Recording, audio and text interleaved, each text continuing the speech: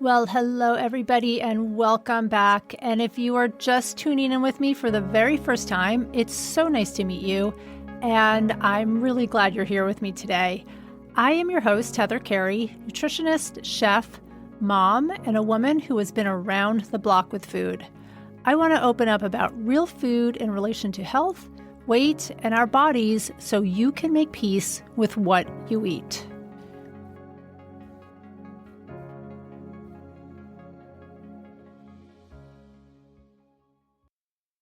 Hi, everybody, and welcome back to the Real Food Stories podcast. I'm so glad to be back here. It's been a few weeks.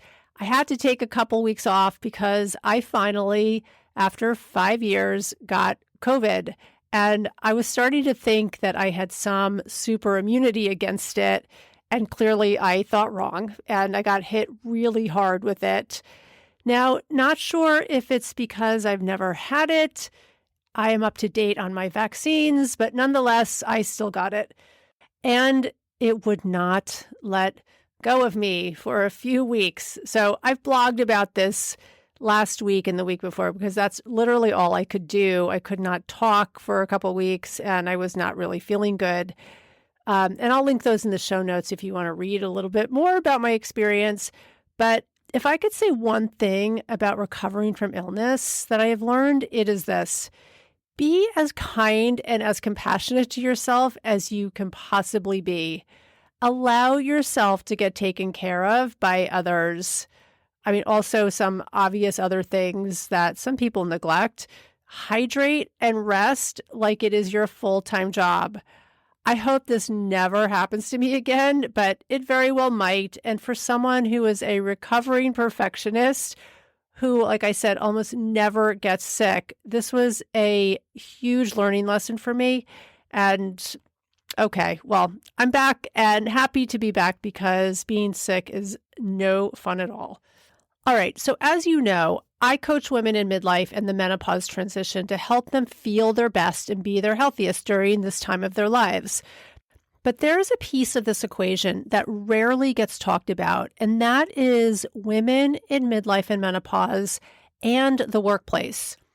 In addition to working with women one-on-one and in group settings, I also run corporate wellness programs for companies, healthy online cooking classes, webinars, and I'm launching a variety of programs right now geared towards women's wellness in the workplace, specifically looking at menopause, because there is an unmet and growing need for this, and we need to talk about it. Now, you don't believe me? Women have been silently struggling with menopause for as long as there have been women in menopause on the planet, and that's kind of forever. But let's talk about some numbers and see if this resonates with you. Here's a few statistics. 1.3 million women enter menopause each year in the United States. 1 in 4 women consider leaving their jobs because of menopause symptoms. And 67% of women say they feel unsupported at work during menopause. And yet, most workplaces don't even acknowledge menopause. Now, menopause is not just a personal health issue. It is also a workplace issue. It affects productivity, retention, and mental well-being. Now, the symptoms that you might know of if you are in the middle of going through menopause: brain fog, fatigue, disrupted sleep, hot flashes, anxiety, just to start naming a few, all have a direct impact on how we show up at work. Now, I have my own business and I show up for myself most of the time, and I know how it feels just for me. So going into a larger corporate setting can feel daunting when you've got a lot of these symptoms affecting your life. And here's the kicker. Menopause happens right at the peak of our careers. We're experienced, we're leaders, we're running teams, we're running companies, and yet many of us feel unsupported, dismissed, or even pushed out. We might even call it ageism, getting kicked out, but there is a menopause component going on here. Women make up half of the workforce, yet menopause is treated like a totally taboo subject. And here's the reality, it's costing companies millions in lost productivity, talent, retention, and healthcare costs.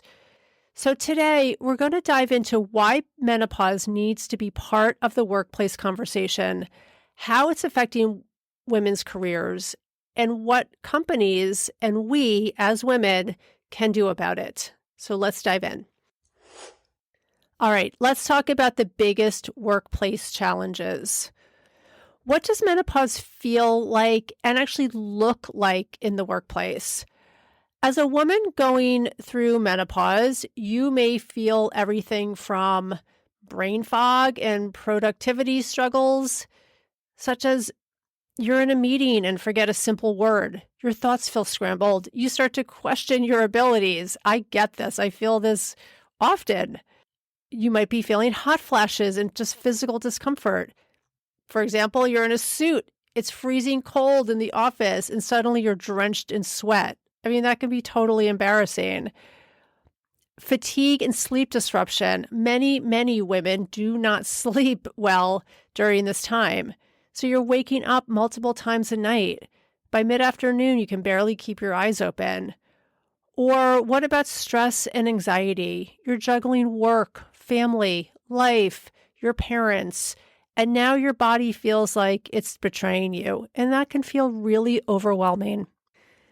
Now, imagine going through all of this, but feeling like you can't talk about it. I mean, menopause itself is enough of a secret just in our personal lives. It's just not talked about that often. Then put yourself into your workplace. This is where the stigma of menopause in the workplace becomes a problem.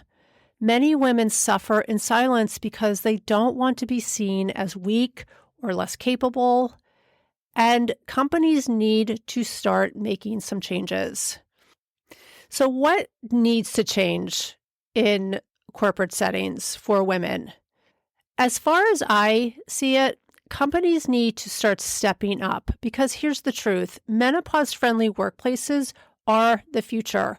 We have rights for pregnant women. We have rights for other healthcare issues in the workplace, and menopause needs to be put into this category too. So like I said, some companies are starting to actively implement mental health support, parental leave, pregnancy rates, breastfeeding rooms, but menopause is still largely and mostly ignored. So here's, I think, what companies can do to support midlife women who are going through the menopause transition. First of all, the obvious one is acknowledge that menopause is a workplace issue and not just a personal issue and a secret. Just like maternity leave or mental health, menopause deserves policy considerations. 2, offer menopause-specific wellness programs. Nutrition, stress management, hormonal health should be part of corporate wellness, not just an afterthought. 3, create a supportive workplace culture. Open conversations, human resource policies, flexible work options can all help women stay engaged and productive. And another thing to consider is how women themselves, how we can advocate for ourselves. Let's talk about what we women can do because waiting around for change isn't always an option, right? And we do need to take responsibility for our own health and well-being. So here's how you can advocate for yourself at work. The first and most important thing is to get educated on menopause. The more you understand your body, the more confidently you can start communicating your needs. You can also start a conversation with human resources, your manager, your coworkers. Change starts with awareness. And most importantly, prioritize your nutrition and lifestyle support. We can't just be a passive player in our midlife and menopause experience. We also need to take responsibility for our own health and well-being. So managing menopause isn't just about surviving, it's about thriving. What you eat, how you move, how you manage stress, your sleep, this all plays a role in how you feel. So I'm going to end this episode right now because I want to keep this conversation going on the outside of this podcast. Let's stop pretending that menopause is not happening. It's real, it's normal, and it deserves to be part of the workplace conversation. Now, I wrote a lengthy article on LinkedIn, which I will put in the show notes, and I would love to hear from you in those comments because I know that many of you are on LinkedIn. So here's a few questions I wanted to ask. Have you ever felt unsupported at work during menopause? And what changes would you like to see in workplaces? So again, send me a message, comment on my LinkedIn post, and share your experience with me. And I'm going to put that link in the show notes. And if your workplace is already starting to support midlife women with real solutions, I offer workplace wellness programs, like I said earlier, designed specifically for menopause. And I would love to talk to you about that as well. So let's change the conversation together. All right. Thank you so much for tuning in today. If you found this episode helpful, please share it with a friend, a coworker, or even your human resource department. The more we talk about menopause, the more change we can create. So until next time, take care and nourish yourself well. Bye for now. And as always, if you loved this podcast, please consider gifting me with a 5-star review. It is so helpful for me to get the word out on real eating, our real bodies, and real food stories. Thank you so much and have a great week. Bye for now.